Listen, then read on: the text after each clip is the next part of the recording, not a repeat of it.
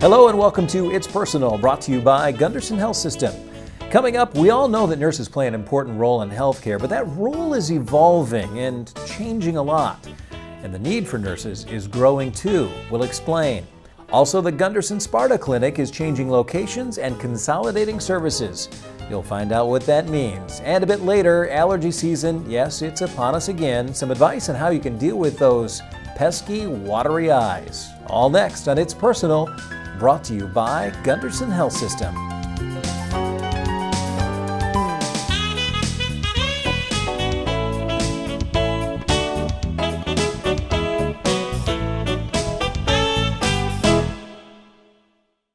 Nobody likes having blood drawn, especially kids. But Lisa has been a Gundersen Health System lab tech for over 20 years, and she's learned a few tricks to help ease the pain. When I first started, another tech taught me a secret that's won me a lot of points with my younger patients. Hey, Bunny! The hand-drawn bunny bandage, made right in front of the kids so they can see it's just for them. I have some multicolored markers so that the bunnies can even match their outfits. Little things like this are what make Gundersen different from the rest, providing extra care where it's needed most through all stages of life. We call it love plus medicine. If I can help them through a scary experience with a simple explanation, a bit of encouragement, and a gentle touch, that's it. I've done my job. Then I top it off with a bunny bandage. Thanks! Next time I see them, my face might be a little more welcome.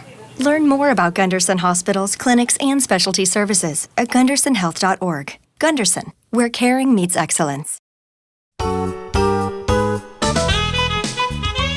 Welcome back to It's Personal, brought to you by Gundersen Health System. I'm Chris Stauffer. Joining us to talk a little bit about the important role and yet the changing role of nurses is Jill Blackbourn. She's a nurse at Gundersen Health System. Thanks for joining us. Thank you, Chris. Now, I know you've got some experience with nursing, and the changing role of nursing is probably kind of surprising to a lot of patients out there, because I think when most people think of a nurse, they think of somebody standing at the bedside, but that's not the case anymore. Well, I think nursing is a profession that allows for a great deal of opportunity, and nurses see those opportunities, all of them involved with at some point caring for the patient, whether it's that direct care role or a role that is removed from the bedside or the exam table side. So we do have nurses that definitely practice at the bedside. We have nurses that practice in the clinic. We have a large system, so we have many nurses that are doing that. There are nurses that are looking at how do we meet the requirements of regulatory agencies such as the Joint Commission.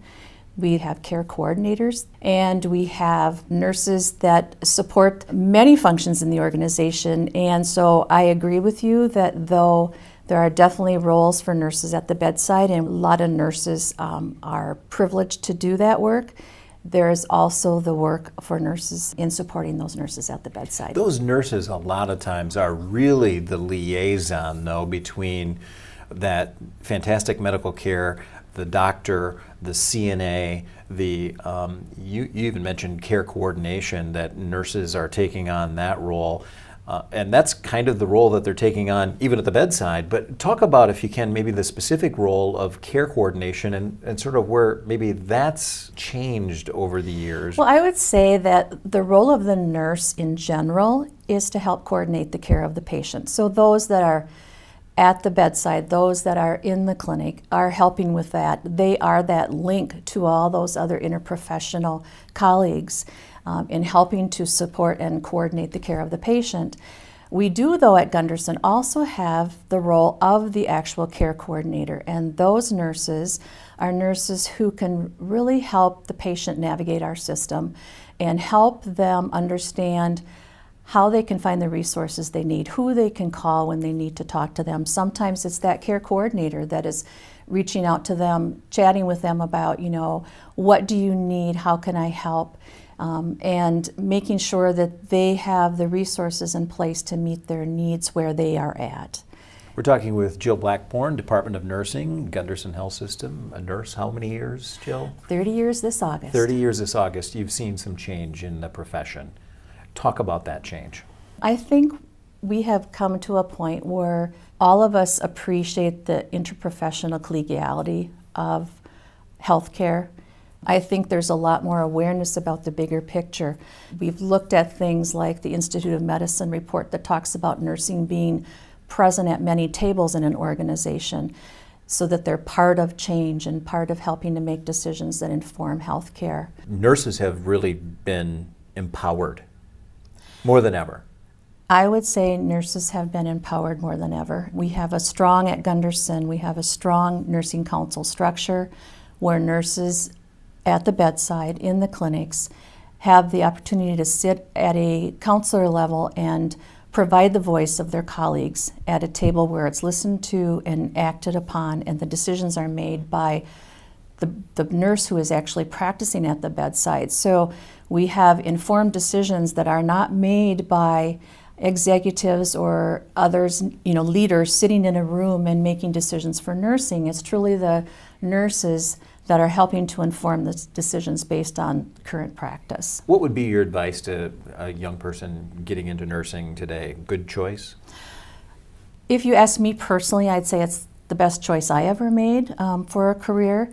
And I think there are an amazing number of opportunities for nurses. Nurses can work beside the patient. Nurses can work to support those who are beside the patient. Nurses can do, as we talked about, the care coordination. They can work with a health plan system. They can work with in surgery. They can work in any multiple specialties. They can work in an ambulatory care setting. There's many areas that nurses can work in. There's certainly the academic track as well. And I don't know of any other career, frankly, that offers as many opportunity for both that empowerment we talked about, but opportunity for change. We have young nurses today who, it's not like when I started. That's one thing you asked me before about what's changed, and I would say that when I started, you picked a career path and you were pretty much on that career path, and that's where you went and that's where you stayed. I would say nurses of today don't necessarily want to stay in one place. They are very curious. They want to gain wisdom along the way, and so they seek new and different opportunities. And we have a system that both allows that, promotes it, helps them find those ways to engage and become empowered in their role, and allows for a variety of opportunity in the profession. Jill, we're just about out of time, but I have two questions left for you. One of them is about, I'll say, the aging population of nursing and the concern that there's going to be a nursing shortage in the future. I know that's something that Gundersen is doing some work on. What's sort of the scuttlebutt, if you will, about the need for nurses in the future? Well, it's true, and Gundersen is one of many who is hitting the stage where we have multiple folks that are baby boomers and older who will be leaving the profession because of retirement. And we do definitely, I think that's one thing Gundersen is very wise about. We keep our doors open to new nurses. We continue to hire new nurses. And we offer a lot of opportunity for nurses to come into the system, and we are really looking at succession planning and how do we meet the need of the future. So I anticipate that we will do fine because we have the foresight to think about how we want to do that. But I can't deny that there will be a lot of nurses, including me, who will want to think about leaving in the next few years. Mm-hmm. And maybe want to think isn't necessarily the right term, but we'll be thinking about it based on where we're at with our career. Well, we'll miss you at Gundersen, that's for sure, when that day comes. Wow. Final question is, nurses are going to be celebrated in early May 7th and 8th. Can you talk briefly about that? We have for many years had a Nurses' Day celebration at Gundersen. I think it's a privilege that the organization appreciates what nurses do. There are over 1,600 of us. That includes our affiliates and our regional nurses, our nurses all throughout the system. And we get together at Nurses' Day to celebrate in a little different setting. Basically, it's just a time of support for each other, a time of celebration, a time of enjoyment, a time to celebrate outside of work, and opportunity to celebrate nursing in general. Fantastic days coming up May 7th and 8th, and We'll be celebrating May 7th. and of course, if you have a loved one who is a nurse, it would be nice if you could, recognize that at that time as well. Jill Blackbourn, she's a nurse at Gundersen Health System in the Department of Nursing here at Gundersen Health System. Thanks for joining us. Thank you, Chris. And when we come back, the Gundersen Sparta Clinic is changing locations and consolidating services. You're going to find out more. I'm Christopher for It's Personal, brought to you by Gundersen Health System.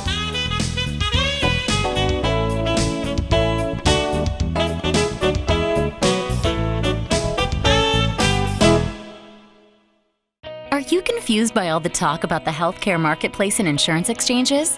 There's just one thing you need to remember. Gundersen One. It's a new option from Gundersen Health Plan, which is locally owned and operated. If you need to purchase health insurance for yourself or your family, Gundersen One offers a choice of plans to fit your budget.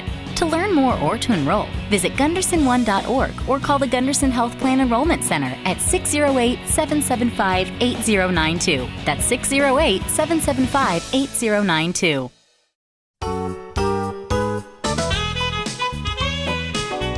Welcome back to It's Personal, brought to you by Gundersen Health System. I'm Christopher.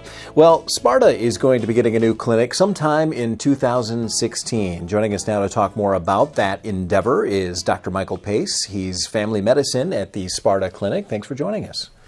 It's my pleasure. Let's talk a little bit about the new endeavor. As I just mentioned, Sparta Clinic is going to be changing locations and getting a brand new building. What's happening?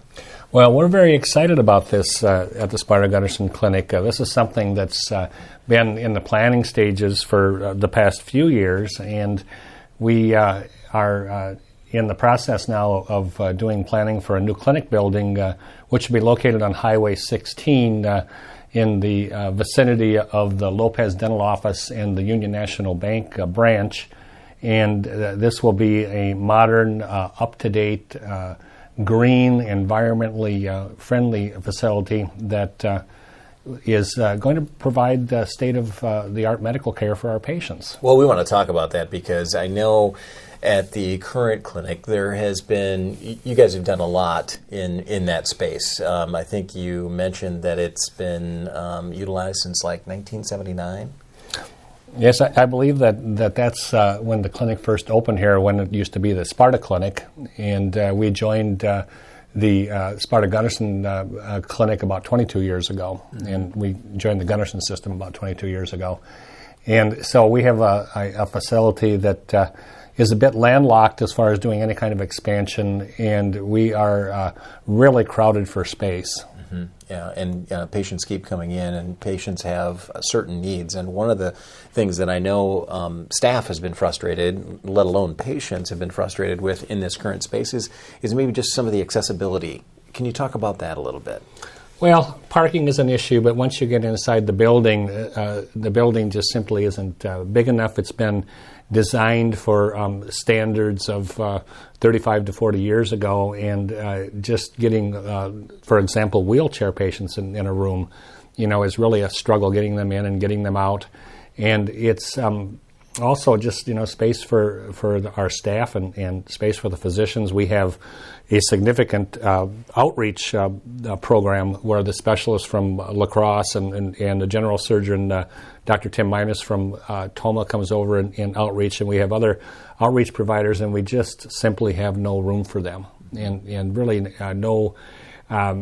Just basically a clinic that just isn't big enough anymore to provide the current standard of care. And there's no room to expand in the backyard either. Yeah, there isn't. No, we're pretty much landlocked. We can't really go up. Yeah. Our building has had some other problems. We had a significant flood 1 year ago, mm-hmm. and each time that we have a problem, we deal with it. But we're just very, very excited about having a fresh new facility to work with, and it's going to be good for staff. It's going to be wonderful for physicians. It will help us in physician recruitment, and above all, it will be good for our patients. We're talking with Dr. Michael Pace, family medicine, Gundersen Health System, and he's with the Sparta Clinic about the expansion that, I don't know if the right word is expansion, but the new clinic that is going to be created, and they're talking about breaking ground sometime in 2015. Talk more, if you can, about sort of what the dreams are for the new Sparta Clinic. Well, first of all, the Gundersen system has two other facilities in Sparta. We have the eye clinic and we have the behavioral health clinic. And with a new facility, we'll be able to put all of our services under one roof. And that's going to be a benefit for everybody. We also would like to have better facilities not only for day-to-day patient care, but for outreach, to have specialists that can come to the community so that the patients don't have to travel to get specialty care. Talk a little bit, if you would, about the fact that this isn't going to be a cookie-cutter clinic that's coming in. This is going to be unique to Sparta and the needs of Sparta, and staff is going to be involved in the design. We've already started that process, and people at all level of care in our clinic, be it the nursing staff or the physicians, the lab staff, the x-ray staff, everyone is going to have input into it. And that's really the way it should be, because we're the ones that work with it on a day-to-day basis. We're the ones that know what the problems are, and we're the ones that have an idea on how to fix them.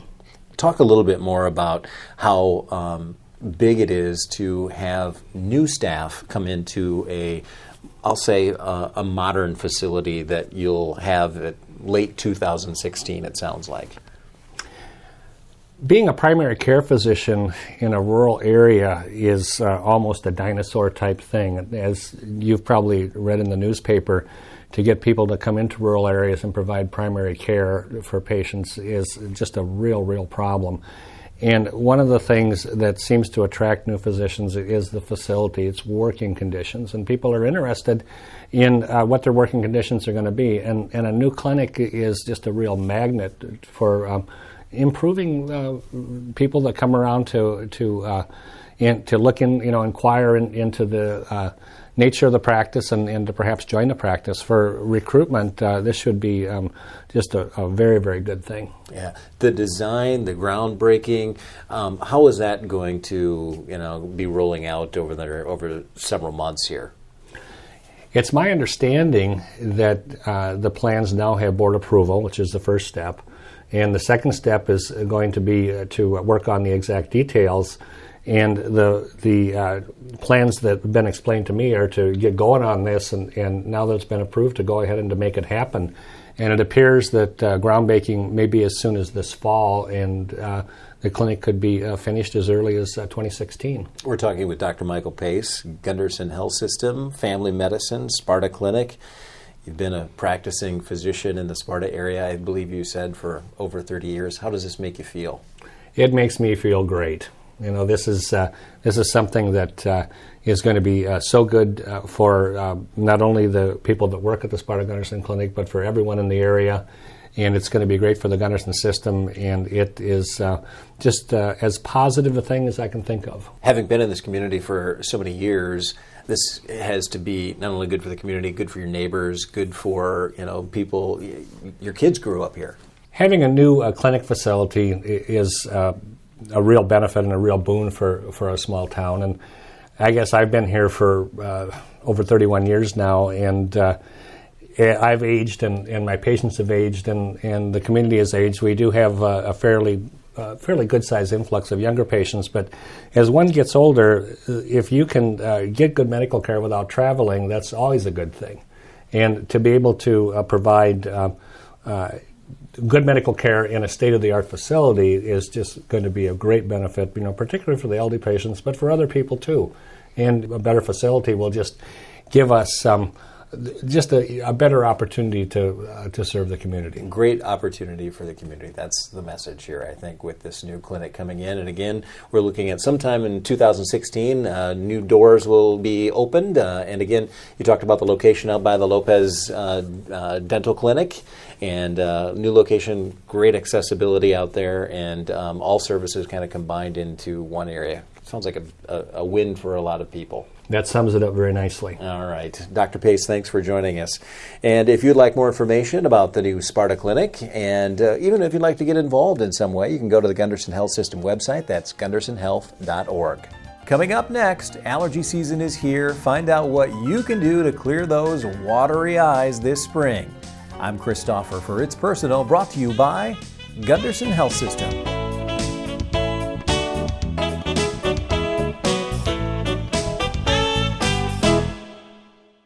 Here's some news that should be as comforting as a teddy bear. Gundersen Health System surgeons perform surgeries with barely a scar. They use minimally invasive techniques whenever possible, so there's less pain and much smaller scars. It also means a shorter hospital stay and quicker, more bearable recovery, so you can get back to living your life. To learn more, talk with your primary care provider. Call Gundersen Surgery at 608-775-2331 or visit gundersenhealth.org/surgery.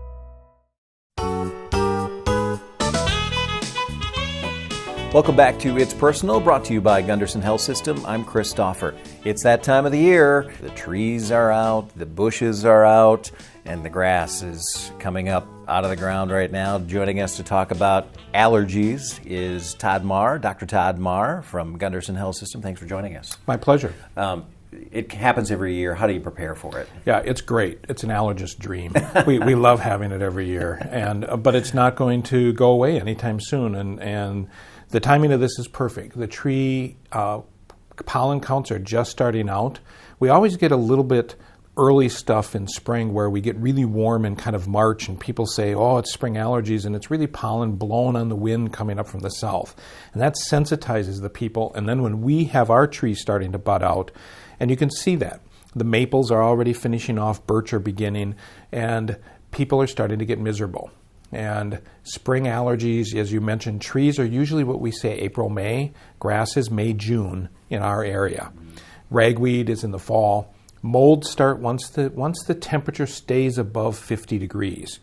Then molds will start to be in the soils, and then people who are mold allergic will have problems. So all three of those are seasonal allergic rhinitis triggers. So rhinitis means runny nose. If a formal term would be rhinoconjunctivitis, meaning runny nose and eye symptoms. And that's the biggest problem for a lot of people in the spring. Their eyes bug them. They'll put up with the sniff and the snort and the postnasal drip, and they'll kind of suffer through that. But then when their eyes start to get really itchy and burning, they have a problem. Let's talk about that a little bit, because a lot of people, you feel like you have that gunk in your eyes. You want to reach in there, you want to, get it out, but then really it's kind of irritates. Yeah, rubbing your eyes. It's no fun. Our eyes are, when people's eyes itch and burn them, boy, they're miserable. And unfortunately, by the time that hits, they've already had allergies for quite a while, usually, days to a week or two. And there's a lot that's already happened. So it's hard to pick up the pieces. So I would have people start to think, I know every spring I have problems, get on your medications. And so knowing you have allergies is really important. So there's basically the data is out there that it's roughly 17 to 18 million Americans, adults have allergies, about 7 million children. About 10 to 30% of adults, 40% of children generally. So it's very common. It's kind of the Rodney Dangerfield of diseases. Is it something, though, that as a kid you might not have had allergies, but now as an adult you've seemingly had allergies come onto you? How does that work? Yeah, it can. More common is you have them as a child, they get a little better during adolescence, and then they come back again as you're an adult. But you can develop allergies at any point in time in your life. You have to see that allergen first before you can really make an allergy to it. So like people moving into our area, the first year or two, they might have what's called a honeymoon phase where they don't react. And then now they're going to this year get hammered with it. Same way with people moving out of our region. They go to Tucson or Phoenix. They're going to get different allergens there for a year or two. They say, wow, the allergies aren't as bad here. And then that third year comes and they get hammered. So allergic rhinitis or allergic rhinoconjunctivitis, if you want to call it, for the nose and the eyes, is really bothersome. It is one of those diseases where people will have a lot of problems at work. There's good studies showing both blue-collar and white-collar workforces, whether you're making widgets on an assembly line or you're answering phones and having to work in an office. Both of them will have decreased attendance, meaning absenteeism. People don't show up to work because they're miserable. Their eyes are bothersome, they're sniffy, they're snorty, they got congestion, and they also have presenteeism. They're there, but they're not working as effectively. And so workplaces realize that, allergic rhinitis may not be a deadly disease, but it's a problemsome disease. Over-the-counter medications are now quite prevalent what works? Yeah, I mean, that's a great question because we've had, a number of years ago, we had the antihistamines move over the counter. So I'll use trade names, Claritin, Zyrtec, Allegra. Those are ones that people are common with. They all have generics now. So find the generics. Usually those will work just as well and you won't pay as much for them. Benadryl is something a lot of people talk about. It's diphenhydramine. The problem is it makes you pretty sleepy. And so we tend to reserve that at nighttime use. Now what's happened this year is the anti-inflammatory nasal steroids have moved over the counter. So Nasacort and now Flonase have both gone over the counter. You don't need a prescription to get those. So those are nose sprays you need to take regularly. You need to start them early in your season. They're not magic.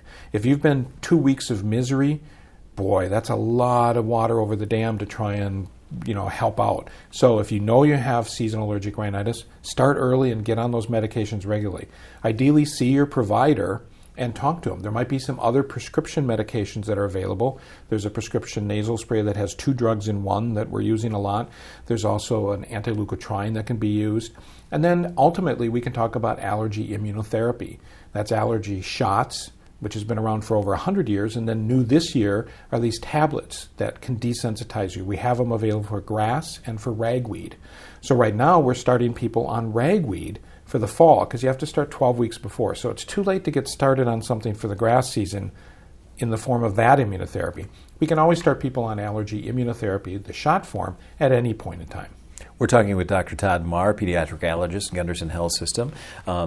Over-the-counter medications, you mentioned some of the side effects with Benadryl being something you want to take at night. I think a lot of people are worried about taking something, even if it's over-the-counter, just starting it and not feeling those symptoms. Are there side effects? Is there a concern that they need to be worried about? Yeah, I mean, that's a great question. Ideally, I'd have people probably call their provider to just say, I know I have allergies all the time. Is it okay if I use this Nasacort or Flonase and get some advice? Ideally, follow the package insert. And for most of them, it's once a day, starting it, early in your season. And if you use it through the season, most people are going to have no problems with it. Local irritation is what most people get. They might have a little bit of some dryness, and they may or may not get some bloody noses, but that's about it for it. But we don't want people using it day in, day out for 12 months out of the year, because then they should be followed more closely. And that's not what's in the product insert. The product insert is to use it seasonally. What is out there that's coming up that maybe allergy sufferers like myself should be excited about in the future? Well, there's some new medications that are just in development. Some of them are monoclonal antibodies, looking at shutting down the whole immune system from the standpoint of how it impacts on allergies. There's some that are looking at anti-specific pathways that have not been attacked by histamines, and antihistamine blocks that. The leukotrienes, we have anti-leukotrienes. The nasal steroids kind of are very broad, but then have some side effect potential like we talked about. And now there's these newer drugs that are coming. Now they're still 3 to 5 years out. But there's some hope. The newest thing is this immunotherapy that's available by tablet form, where for me, I can use it in conjunction with wanting to maybe start somebody on allergy shots, which again, we have 100 years of data. We know it works very effectively, but some people don't want to commit to that. This way I can transition them to begin with, say, let's put you on these tablets under your tongue, and then maybe step you up to the allergy shots later on. So I think that's exciting for a lot of people to say, hey, I can change my allergies. Whereas all the other therapy, whether it's over the counter or the prescriptions, really are just modifying the outcome of the disease. They don't affect the disease itself. Dr. Mahr, we're out of time, but I do want to ask you before we go, over-the-counter medications aren't working for me, and you mentioned talking to your provider. How does that work?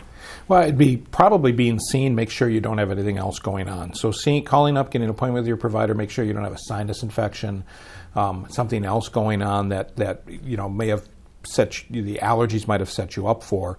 And if the provider basically says, no, this looks like it's just really bad allergies, then getting a referral to a board-certified allergist makes a lot of sense, because we can do other things. We can find out what you're allergic to. Maybe you're allergic to more than you think, and it's just the season adds on top of some underlying allergies that you kind of have ignored for a while, and we can help you get all of that under control. Dr. Todd Mahr, pediatric allergist at Gundersen Health System. Thanks for joining us. My pleasure. And for more information about any of the healthcare topics discussed today on It's Personal, you can go to the Gundersen Health System website. That's gundersenhealth.org. Also, while you're on the website, make sure you sign up for MyCare. You have access to your provider and your health information all right at your fingertips, and you can do that by going to gundersenhealth.org. That wraps it up for this edition of It's Personal, brought to you by Gundersen Health System. I'm Chris Doffer. Thanks for joining us.